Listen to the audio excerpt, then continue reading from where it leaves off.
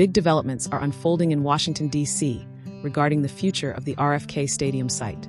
What was once a promising step toward a potential commander's return to D.C. is now facing growing opposition. The RFK Stadium bill, which was expected to be a major step in transferring ownership of the stadium site from the federal government to D.C., is now in jeopardy.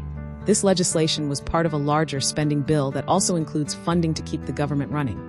But growing opposition, particularly from Republicans, is threatening the bill's passage. Originally, the RFK Stadium bill was seen as a key step in potentially bringing the commanders back to D.C., but with mounting resistance, including a statement from President-elect Donald Trump calling for a more streamlined spending bill, things are now uncertain. The RFK bill is tied to a must-pass government funding measure, and with the House of Representatives still needing to approve the bill, the clock is ticking. According to reports, no more votes are expected soon, leaving the future of the stadium bill unclear.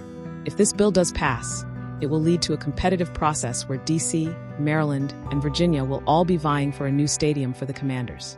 Melinda Roth, a sports law professor at George Washington University, predicts that both Maryland and Virginia will likely offer public money as part of their bid to land the franchise. Roth also notes that D.C.'s challenge is particularly tough, as they have a smaller budget and significant pushback from local council members against using public money for a stadium. Mayor Muriel Bowser has said that the city is focused on long-term development for the RFK site, which could include housing, economic growth, and potentially a new stadium.